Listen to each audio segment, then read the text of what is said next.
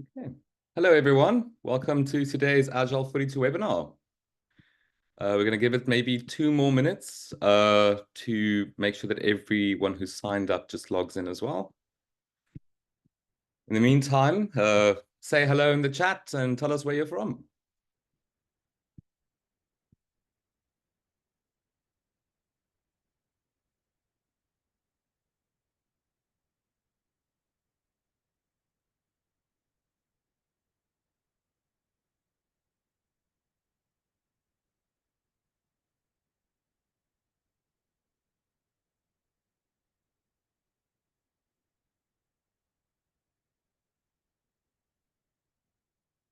Galaxy far, far away.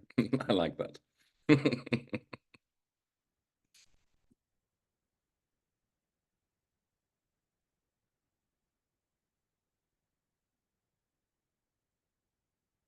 From South Germany and 2 people from Cape Town. Lovely. I'm from Cape Town as well.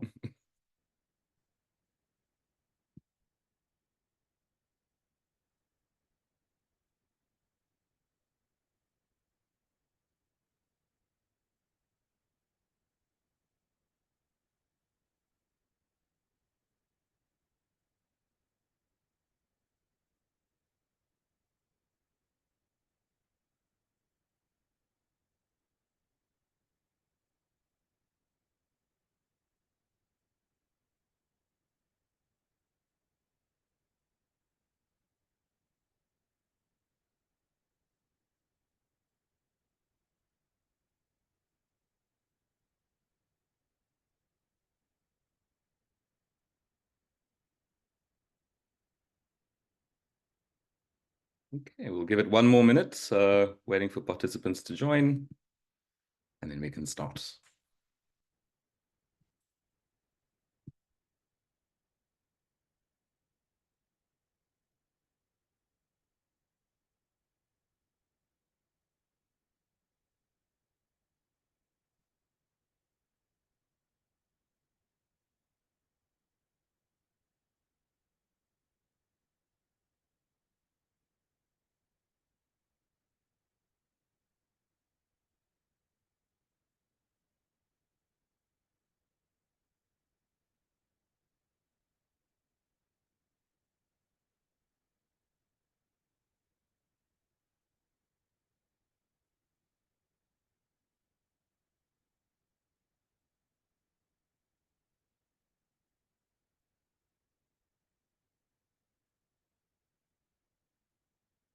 And there we go.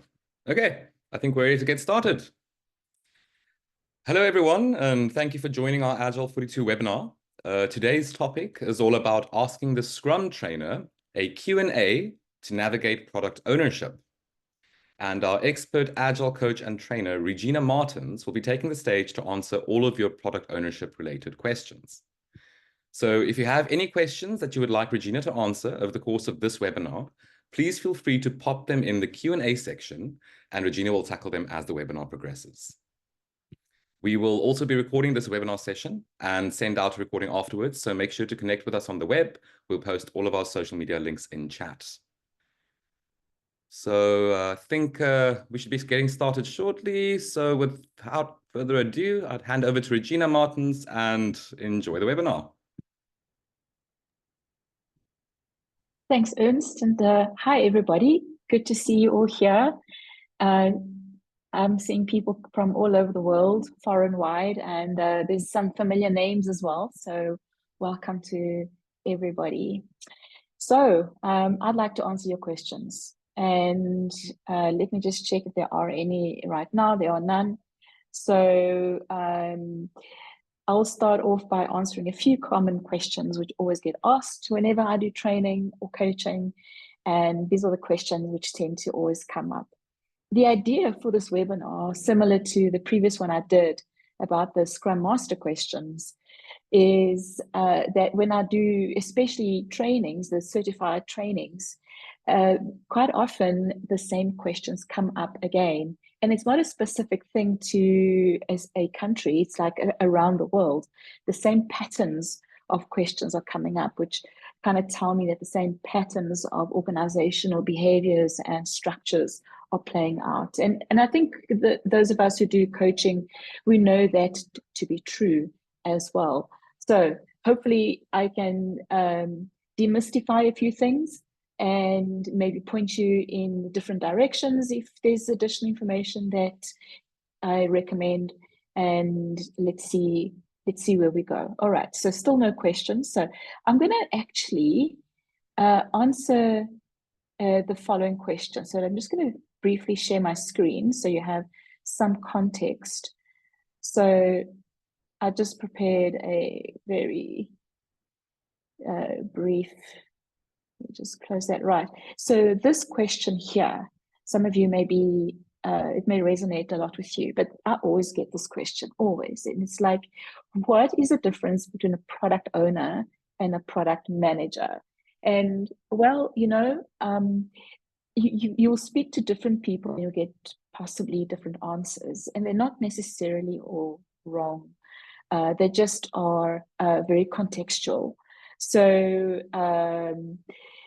one way to look at this is Scrum says that there is a product owner accountability in the Scrum team, the person who manages stakeholder relationships, who's accountable for managing the backlog, and so on.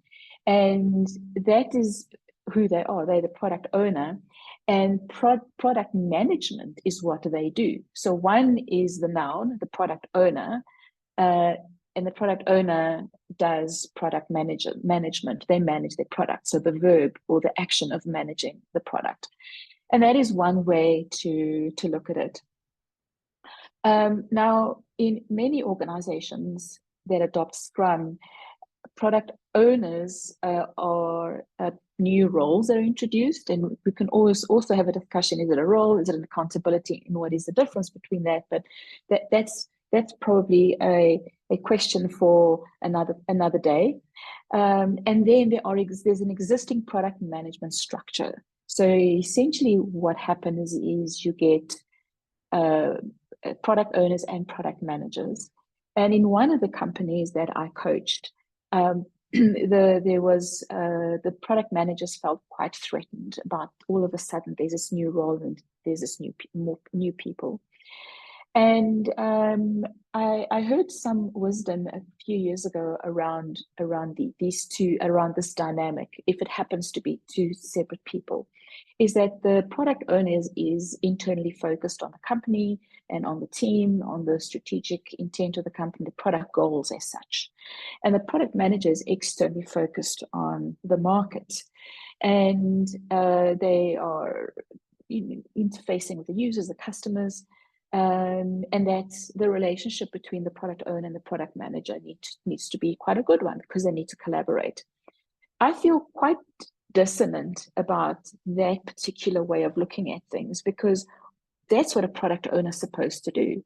They are focused on the team, they're focused on the goals, they're focused on the company strategic imperatives. And if they are not focusing also on the market, on the customers and the users, then there's something missing from the job of the product owner. So in the ideal world, there is a product owner, and the product owner is someone who actually does product management. That's what they do. They manage the product or products, whether it is a product or a service or a channel. We can always, again, topic for another day, debate what is the definition of a product. So I hope that has given you some insights into that. So I have noticed that there are some questions coming through, and let's have a look. So I will start from the top. The question is, the Scrum team has lost its long-standing product owner. There is now an interim product owner who has never filled this role. What should this new interim product owner focus on? And how can I, as Scrum Master, really provide the best support? All right. So, yeah, that is it's a great question. And so there's two things that I'd like to talk about. So there's two layers. The first layer is the layer of the product owner who's new to the job or the role of product ownership, and they've never done it before. And maybe they're not familiar with the product, the team, whatever. There's a lot that they need to do. And yes, they can come on the course. And it's very important that that person, the product owner, it spends a couple of weeks, like one sprint. If your sprint is 2 weeks, spends one sprint sitting with the team, observing how the team is working, observing how they are conducting their events, building the relationships with the teams, looking at what's in the product backlog, looking at issues that the team's facing with the requirements coming through. What are the issues that they are facing? What are the issues around prioritization that exist? So really not doing much in terms of changing anything, but rather understand the status quo. That is critical because it also helps build the safety and the trust between them and the team. So the second layer is, what do you as a Scrum Master do to help support this person? Well, you can, if they are not already doing it, you can suggest to them that they don't start off by changing anything, because nobody actually likes change to happen very quickly. And to try and understand the team's dynamics, the team's status quo, what I think the difficulties, the successes the team has actually had, because that's very important for them to understand the successes, the things that didn't work so well, and support them through that. Create an opportunity for the team to come together, whether in person or hopefully in person is best. Go for a coffee, help the product owner build those relationships, and then have a chat with them and just check with how do they feel about their skill level, and take it from there. If they say, well, look, I've never done this before, or I don't know how to prioritize, or maybe they need to be introduced to the business stakeholders, you can facilitate all of that. So you're actually setting up the foundation for this person to support the team the way they should. So that's pretty important. So they're just a couple of things that you may want to do. So put on your coach hat, put on your mentor hat. You're helping this person so that they can help and support the team as well. One other thing I've just remembered for this product owner person is just to clarify their decision-making capability when it comes to prioritization of the backlog. That's very important, that they need to clarify that up front, and and maybe negotiate what it could be. So I hope that gives you some ideas of where you can start off. All right. Okay. Okay, so the next question I have is, currently looking to transition into product ownership, product management, but I have a very hard time finding an opportunity. Would you have any tips to navigate this transition? So you're a business analyst with 8 years of experience. Okay, let me just take a sip. This is, it's something that applies to pretty much anybody who is changing careers, changing their focus areas in their careers. And with you already being a business analyst, it already gives you a lot of foundational stuff and background of product ownership in a sense. The Scrum Guide, if you look at the Scrum Guide and you go to the role of the product owner, it says that the product owner is accountable for managing the backlog, for expressing the requirements, stakeholder expectations, and creating those items in the backlog. In essence, a lot of business analysts are already doing that. And the Scrum Guide goes on to say that the product owner is accountable for that, but they can delegate responsibility. So if you are a business analyst in a Scrum team or any other Agile environment, chances are that you are already fulfilling some of the things which product owners are accountable for, albeit with a responsibility hat.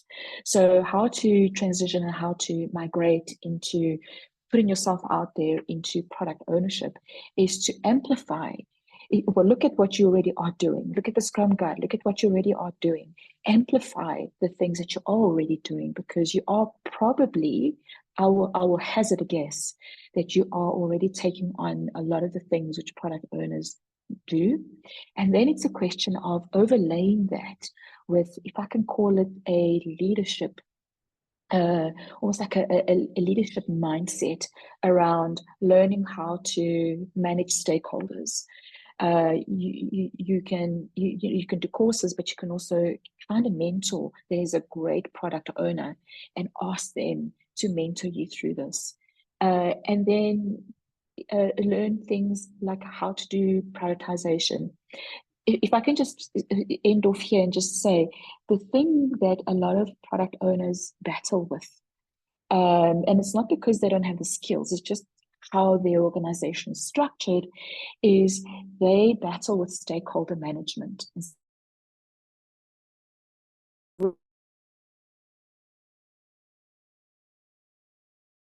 To start building those relationships.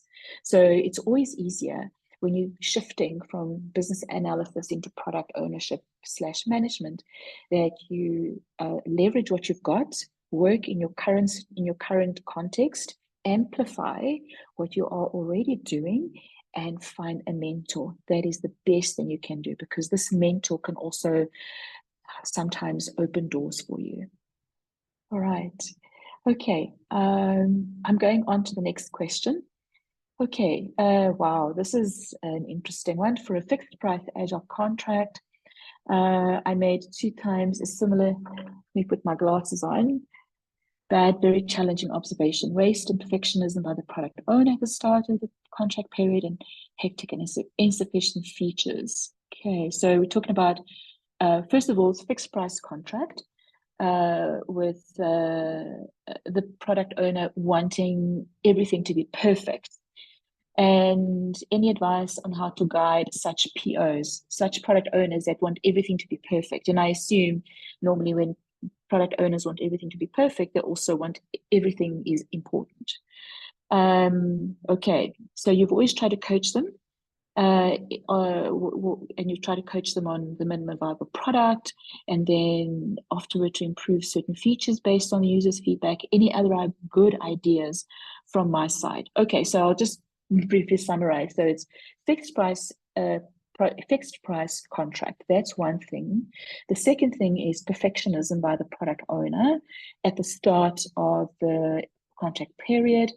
And then insufficient features, and how do you guide these product owners? Okay, so probably what is creating or encouraging this type of behavior in the product owner is the fact that it's a fixed price Agile contract. Now, there's nothing wrong with fixed price Agile contracts. However,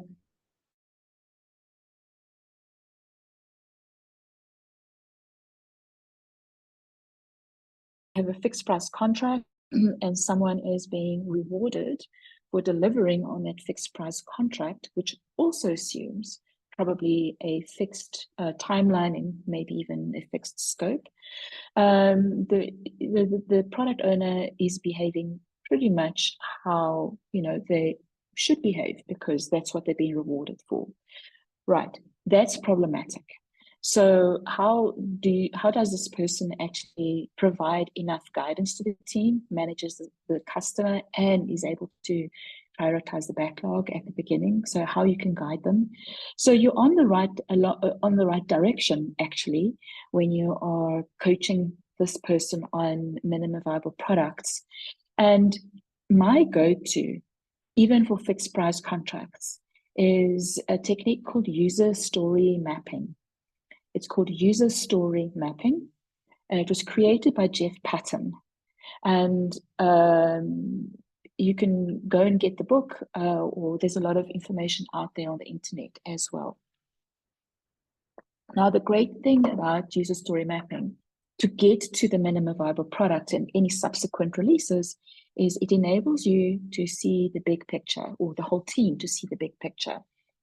The user story mapping is a collaborative process, which is done not just by the team delivering, but also it has to be done in collaboration with the customer, the end customer, or the end user, whichever it is.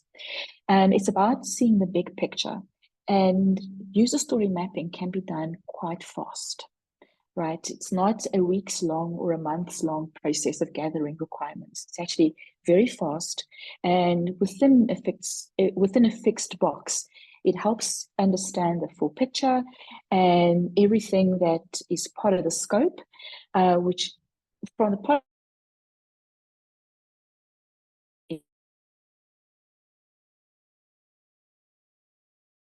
different layers in the user story map, different level of details. Eventually, the product backlog gets created. And then focus is given to the most immediate things that need to be done, such as the minimum viable product. This helps the product owner create a roadmap. And this roadmap is something which gets discussed in the status updates. And it's a great communication tool. Now, when it comes to the perfectionism around everything must be done, you can use, and this is not part of Scrum, but it's something which actually is used to great effect by a lot of teams, is to use things like user stories or items that are clear, but also have things like acceptance criteria, right? So that whatever is being delivered is clear up front of what is going to be done. So before the sprint, these user stories, these are the acceptance criteria, and then of course, whatever is delivered has got the definition of done. And yeah, perfectionism is the enemy of good. Yeah, it's also the enemy of progress. And if you're the Scrum Master, you can actually help coach them around utilizing the Agile principles, especially, I think it's principle number 10 or 11, which is simplicity, the art of maximizing the amount of work not done, around what is enough. Now, user story mapping, because it's done in collaboration with the customer, allows the customer to express what is it that they want, so that only what's enough is delivered. I hope that's given you just a few things that you can do, you can focus on, yeah, focus on outcomes. Okay, all right, let's go to the next one. Advice on saying no. Okay, so actually this was one of my starter questions. I also had this because I also get a lot of people say, how do I say no? Okay, saying no always has a context. It needs to have a context. So why are you saying no? To what are you saying no? So quite often saying no, it's saying no to a particular stakeholder around their requirements, or actually telling them that it can't be done in the next sprint, but maybe it can be done in sprint number 6, whatever it is. And I think it's important to have a context for saying no. Yeah, you can just say no, but if you cannot justify why you're saying no, it's not a great conversation to have, and stakeholders will naturally not be happy. So Scrum has introduced the concept of product goal in the latest version of the guide. Now, any team should work with goals. Scrum is outcomes focused, outcomes based. There's product goals, very good. There's the product goal, there's a sprint goal.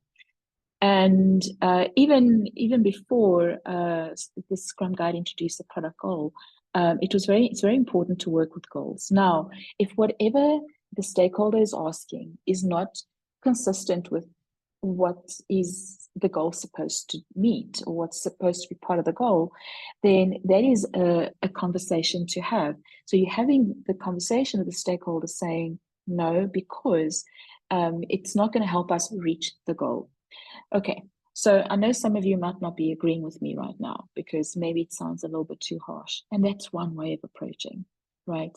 Another way of approaching is to, well, understand what exactly it is that they want. Be curious and try to figure out if it's something that can actually be done and be done a little bit later. So negotiating on what needs to be done. I always find that it's never a straight up no. It's always not yet. It's like we cannot focus on this in the next quarter because this is our goals, this is our outcomes. So let's unpack what you require and let's see how we can actually fit it in, right? So that's another approach. It's like not saying no, but just saying not yet, and let's have a discussion. Let's chat about what is it that you actually want. Yeah. Okay. So let's go on to the next question. All right. Okay. How can a product ownership as a whole be strengthened in software development organization so decisions are made by product owners and not by other managers in a hierarchy or even torpedoed? Yeah. So being clear on the product owner being clear on what their mandate is important. And Agile coaches and Scrum Masters can actually support the product owner. So what is the mandate of the product owner? What is the decision-making authority or decision-making protocol? So that everybody, and it's something which is agreed upon, negotiated, and communicated widely. So people know that this person has this authority, right, to prioritize the backlog. Now, there's other decisions, of course, which may play a role, which may be technical decisions, decisions around architecture, infrastructure, decisions around development practices, and how something needs to be done. And my question always is, if the product owner is wanting to weigh in on those types of decisions, are they really the right person? Because they need to keep the customer in mind, keep the goals in mind, and prioritize the backlog according to that based on how they manage the stakeholders. More detailed decisions, more technical decisions around how code is written, development practices, and decisions on architecture. There must be part of that, although it obviously to be somebody else that will make the decision, but it needs to be informed by the product backlog and the items in the backlog, especially those that are upcoming. So, number one, decision-making protocol. And it's clear and agreed, and it is widely communicated. So there's no misunderstandings. Second thing, right, is be clear around what should a product owner make decisions on, and what other people should make decisions on, right? Another thing, another idea that's just come to me is sometimes you get the people, the so-called hippo, the highest paid person's opinion, and they will swoop in and give additional requirements and saying this is most important, and the product owner needs to have a discussion with this person to try to understand what is it about this that's important, and how is it that it's going to support the achievement of the product goal. I've mentioned product goal a few times. Now, product goals are very important elements, in my opinion, of the product strategy and part of the roadmaps, right? And one of the main accountabilities of the product owner is to validate those product assumptions. So when there is so-called requirements, if I can use the air quotes, it's always about understanding why, how is this requirement going to help meet the product goal, and also understand the requirement and try to understand the implicit assumptions behind that, because the job of the product owner is to validate those assumptions, right? It's not to take requirements and send them to the team. It's to actually take the requirements, take the needs, take the problems, validate them, because that's all part of what they do. And then ensure they have a clear product strategy with roadmaps, which are always changing, of course, and be very goal focused and operate at that level. Okay. All right, I'm going on to the next question. How can we measure success in a Scrum team? How can that be communicated with upper management? They only look for numbers. That is so sad. And yes, they do look for numbers. And so, how should a Scrum team be measured? Not by velocity, okay? Because story points and velocity, that is, it's a tool for the team to determine, how much capacity, how much work can they take on, what has happened in the past. So it's a mindset shift that needs to be made from outputs to outcomes. Now, organizations that want to track teams according to numbers, they're tracking outputs, and outputs have no value. They're obviously focusing on outputs and not value. And the product owner needs to remind management that they need to look at outcomes. They need to see, they need to focus on outcomes. How those outcomes are achieved is a whole bunch of outputs, but an outcome has value. An outcome has value. The outputs don't have value. I'll give you an example. Organizations that are rewarding teams for being busy, they're going to get busy people.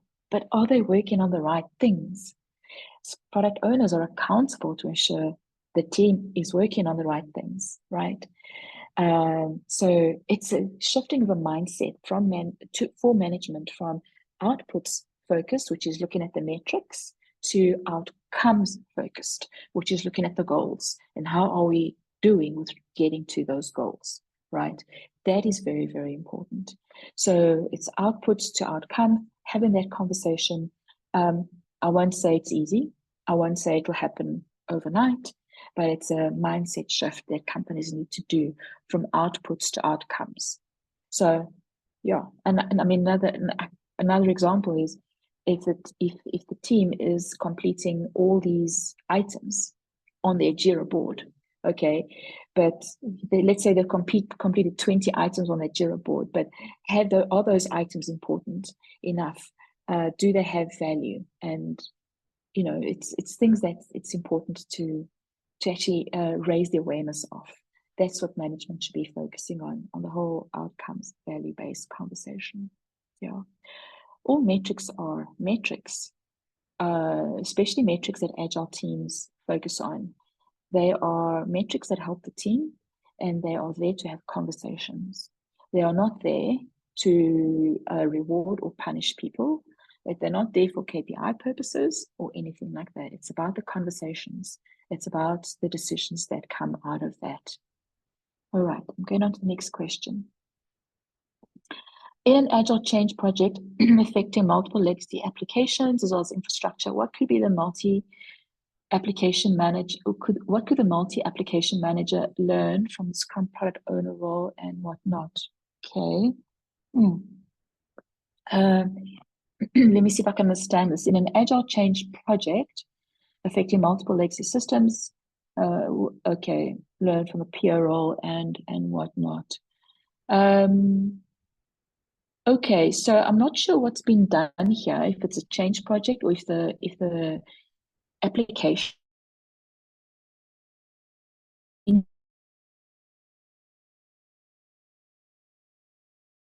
who is deciding what gets done on those systems is someone called the application manager. So the application manager is looking at the systems, at the system life cycles. My internet connection is a little bit unstable, so if I drop for a few seconds, just bear in mind that's what's happening. Okay, back to the question. So they very much involved on the technical side, and now all of a sudden they also need to be involved with regards to product ownership and having a backlog and prioritizing. And legacy systems probably don't directly indirectly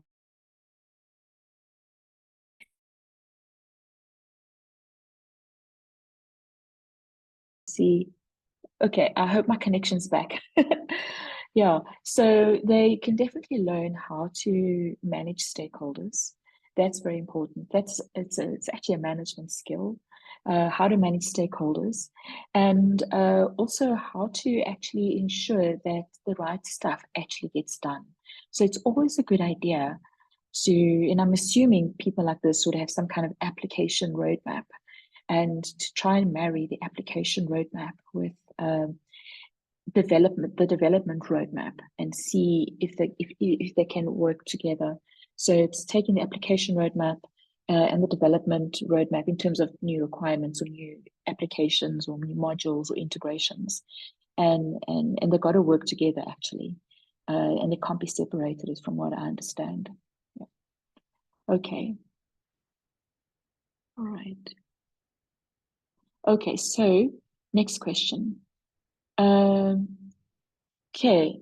I have an extremely difficult stakeholder. Often when things don't go their way, no matter how much I communicate or manage expectations, they say things like, your role is to deliver what I want, just do it.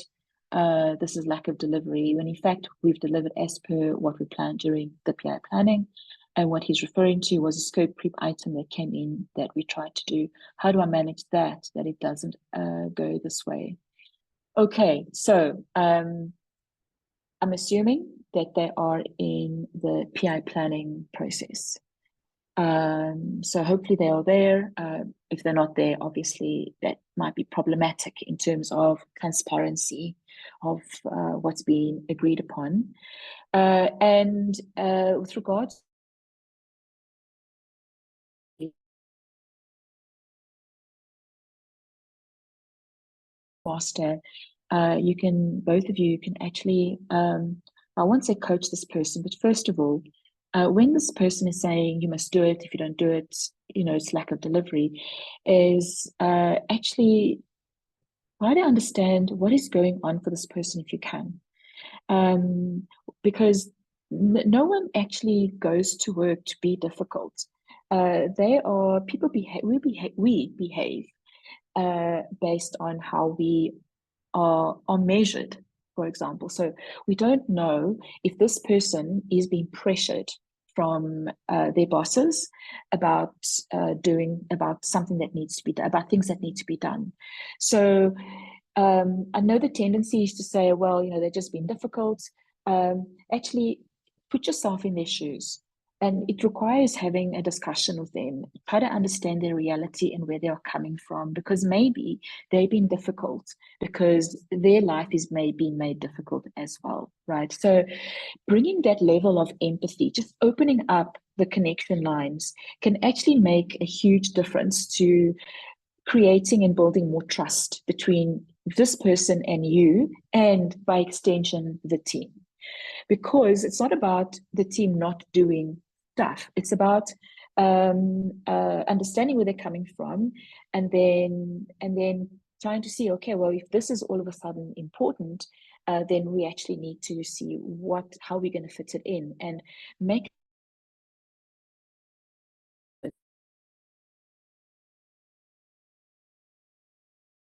without empathizing with this person. If they still remain very difficult, then you can show stats. You can say, in the last PI planning, in the last 3 months, the last release train, this is what we did, right? So we are delivering. So if you're unhappy with us not taking this, then, maybe you need to understand where we are coming from. But yeah, so let's start off by understanding where they are coming from first. I know this is probably not what you want to hear because it might be difficult. And if you're working with a Scrum Master that's very skilled, experienced, an Agile coach, they can actually help you have this conversation with them. In Scrum, who's responsible for measuring team performance?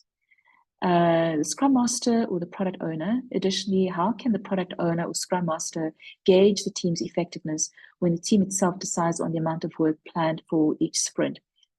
Okay, so the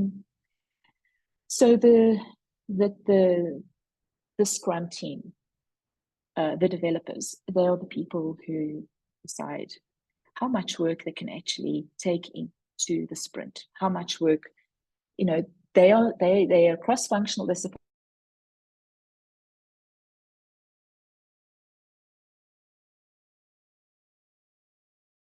So who's responsible for measuring team performance? The team. The team is responsible for measuring team performance.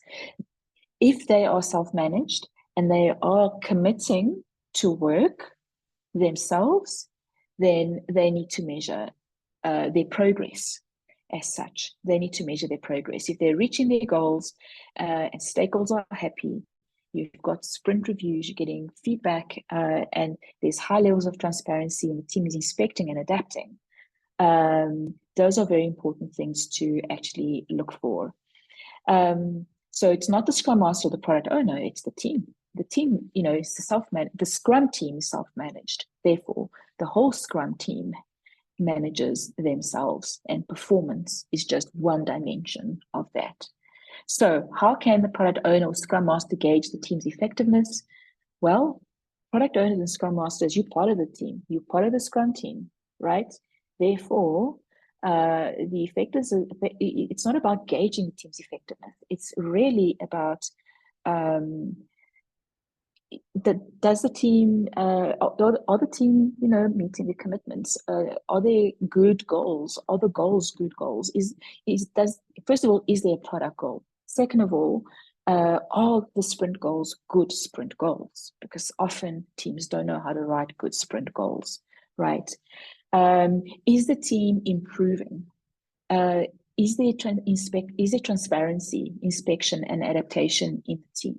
How are the teams dealing with their blockers, with their impediments? How is the team ensuring quality? Are they taking accountability for quality? How are they making sure that everybody collaborates and not individually just focus on what they need to do? And these things may seem like the soft and fluffy stuff, but it's not. These are the important things that help a self-managed or organizing team become effective. And effectiveness, teams are effective. They work smarter, they work better, and eventually they become faster, not because they're burning out, but because they are improving all the time. All right, going on to the next one. I wanted to know how a product owner goes about managing unrealistic deadlines without the ability to say no, and not how, sorry, I need this. Without the ability to say no or not, now as this puts the development teams under tremendous pressure. All right, so deadlines, you feel you can't actually negotiate or say no, and teams are under pressure. Okay, so first of all, deadlines. In as much as we Agilists would love not to work with deadlines, deadlines are a reality of corporate life. There are always deadlines. And of course, now there's the unrealistic deadlines. And so I'm not going to answer this. It's not about managing the deadlines. It's about understanding what is the expectation of what needs to be done by the deadline, because that is your negotiation leverage. That is your lever for negotiation. Yes, there's a deadline. It's like it's November, 13th of November. Things need to be done before code freeze on the 15th of December. What needs to be done? Why? And what is enough to be done? And negotiate on scope. There's a booklet called Do Better Scrum, written by a coach called Peter Hundermark, and it's a free booklet. You can download it from our website. The reason I'm saying this is that on page 3 or 4, I think it's page 5, there's something which is about inverting the iron triangle, and it's the following. So in defined environments, and waterfall is an example of a defined process. We lock down scope, we lock down time, we lock down cost. And of course, we need to lock down quality, right? And nothing is negotiable. That is a very plan-driven approach where things need to be done by a specific deadline within a specific budget. Now, an adaptive approach is taking that triangle and then inverting it. And you're locking down time and you're locking down cost, right? Time is your sprint, right? Your sprint is every for example, 2 weeks. Every 2 weeks, that is your time, right? You don't change that. So there is predictability around, the team is going to deliver something every 2 weeks. And cost is associated with time. You cost what does your sprint cost? What is the cost of your people, for example, for every sprint? You negotiate on scope, right? And you need to look at, you need to present to this person the prioritized backlog, and you say, these are important. Now, if we have to do this, we need to actually need to deprioritize something. So you have trade-off discussions based on scope. That is your only lever. If they still say no, it's a difficult situation, people are going to burn out, and chances are that by the 15th of December, they are not going to meet the deadline. So rather have those difficult discussions up front, even if it takes you 3, 4, 5 discussions, and negotiate on scope. You negotiate on scope, and then never assume that X, if the requirement is X, never assume that it's X. Always unpack the X to find out what are all the different components and what do we actually absolutely have to have in by the 15th of December, and what can we actually do by the 15th of January. All right, next question. How challenging is it to transition from a Scrum Master to a product owner? Do you have any advice for someone making the shift? This is very much a you thing, right? It's a personal thing. It's a you thing in that you obviously want to transition from Scrum Master to product owner, right? It is from Scrum Master to product owner, yeah. So you have a passion for product ownership. So be very clear about why you want to do that, and not because you want to earn more money or anything like that, right? Like money should never be a decision for transitioning. So it's like, I want to become a product owner. I think I can add more value. I love the idea of product ownership, and I can support the team better in that capacity. Those are all really great things. And then how you transition is, if you are already within an organization as a Scrum Master, it's always easier to transition roles within your existing organization rather than looking for a job as a product owner if you've never got product ownership experience. But let's say, you don't have that opportunity. Look at what you are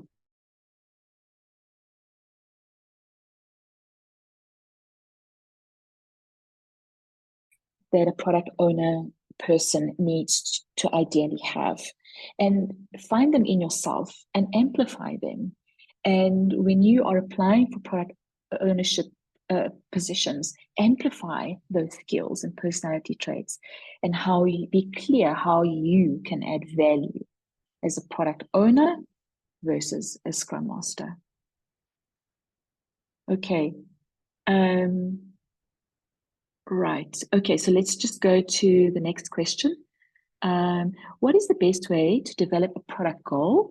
What are some of the failure points? What can go wrong? Who provides the inputs? Okay, I'll share with you what actually works in my experience. So you can Google, read books, and you'll get many different opinions about how to actually create a product goal. And is the product goal, is it like a short sentence? So goals need to be measurable, right? Goals need to be measurable. So you can use the SMART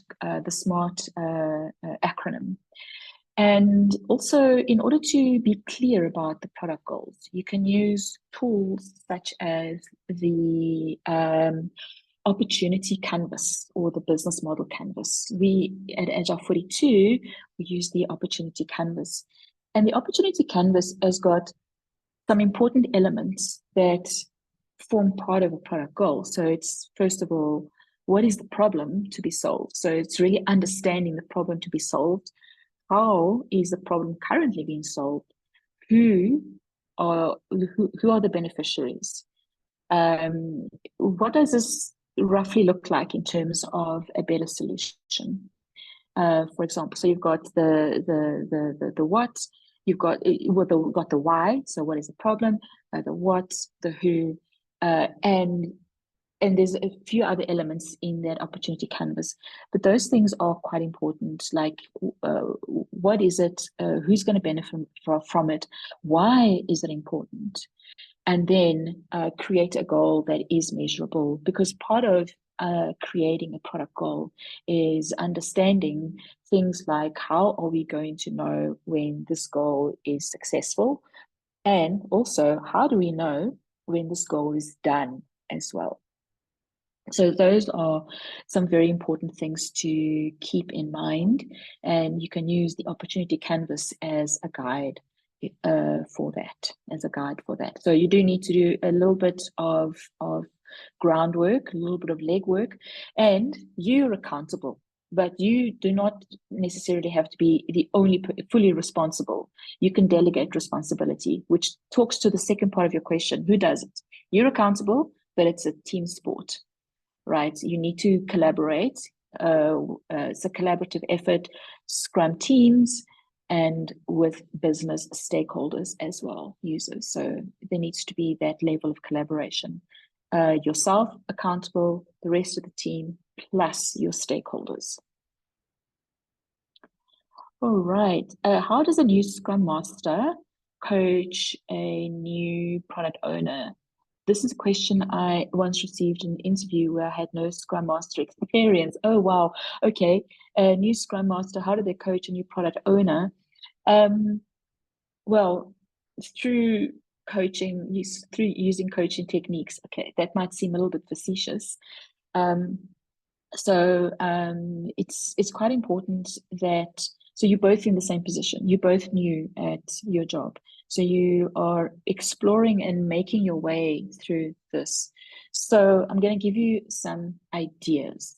It's not, you'll speak to another coach and they'll probably have other ideas. Here are some ideas that you could actually do. So first of all, both of you sit down and have a discussion about each other's roles, and how you can mutually support each other as you are navigating this new world as well, right? Offer to support the product owner to do stakeholder management. And here's something: if you feel, okay, well, I've never done stakeholder management, we all have done things for the first time. And sometimes when we've done things for the first time, we have gone and researched and read. So you may need to do a bit of reading, a bit of research, so you and this person can jointly learn how to manage stakeholders. Prioritization or ordering techniques, how to actually prioritize and have prioritization discussions. It's always good. It's important to have mentors. So hopefully both of you can leverage off mentors. And mentors don't have to be in your company. They can be outside your company, but there are people that can actually help you guide your way. And help the product owner build a relationship with the developers. It's critical. If there's no relationship between product owner and developers, it's going to be hard. So you can help facilitate relationship building, help create a team that is on its way to becoming self-managed. And something else is, between you and them, have a look at the skills and the capabilities the team has. And do we have skills? Do we have missing skills? What's our product goal? Right. So you may need to do a little bit of research, reading, and hopefully you have a mentor that you can actually leverage from. All right. What strategies do you recommend for creating adaptable product roadmaps in organizations with quarterly planning cycles and frequently changing priorities? It's about the goals, right? And just reading between the lines of your question, quarterly planning, you're probably using some kind of methodology like SAFe, probably, I'm not sure, but that's just what I'm reading between the lines. It becomes quite important to be very clear about the goals, about the product goals, right? And having a clear product strategy, because it is not the quarterly planning that's going to determine, that should determine the product goals, right? It is the product goals that determine what the planning is, because planning is there to help product goals, right? So it's about being very clear on the product goals. So if I can just give you one, and I'm sorry, I'm looking at the time, it's one piece of advice. Actually, it's not even advice. Okay, maybe I should give you two more options. So be very clear on your goals, right? Then make sure that it's adaptable. That it's always taken into account the latest knowledge you have about the product, about the market, about your customers as well. And then if you have to fit into a quarterly planning cycle, great. But just one word of caution. Quarterly planning so your goals are not meant to be boxed into nice, neat quarters, because some product goals may take more than a quarter as well. All right. So let's see. Okay, there is one last question, and then I will stop here. Can a bit of a stupid? Okay, no question is stupid. They're all valid. How do you keep motivation to finish a task? Because I have this Scrum Master on my wall, but sometimes I find myself doing other tasks or not using it at all. I hope this question makes sense. So, okay, if I understand this, you actually, how do you keep motivation to finish a task? So you've got a task board, you're using Scrum, the Scrum framework, but you're not really motivated. So just some things that I'm not sure about, but are you working on one thing at a time, or are you working on multiple things at a time? The second thing to consider is, are you being interrupted? Do you have a lot of interruptions, like messages on Teams, or like WhatsApp messages from team members, or like, production issues? Are you being interrupted? How often do you have meetings in the middle of the day that you have to stop your work, go to a meeting, and come back? So look at things like that. How often are you being interrupted? And you may need to do a little bit of a log.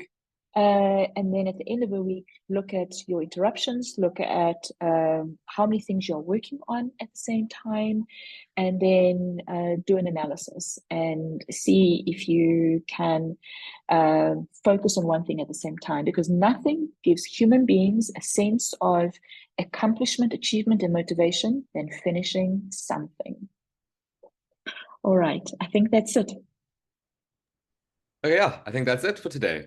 Now that we're wrapping things up, we'd like to mention that for all South African attendees, we have an upcoming in-person advanced certified Scrum product owner training in Cape Town, with early bird pricing automatically applied up to 2 weeks prior to the starting date.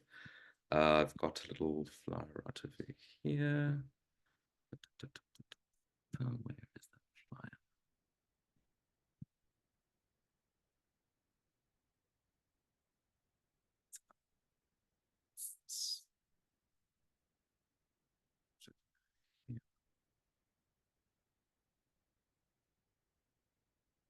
Oh, wrong one. Jeez. Ah, there we go.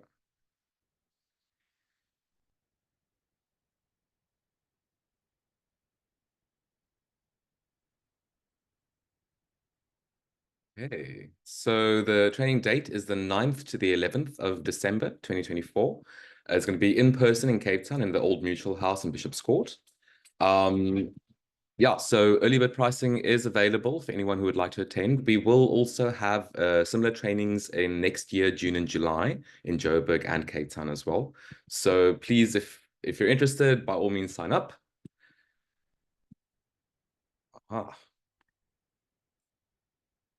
And if you'd like to connect with us on social media or sign up to our newsletters and stay in the loop for any future webinars, you can check in for the links in chat. The recording for this webinar will be sent out via email. So if you'd like to receive that, please feel free to sign up and get notified. And thank you again for everyone who joined today. It was great having you, and we look forward to seeing you at our next webinar. Cheers, guys.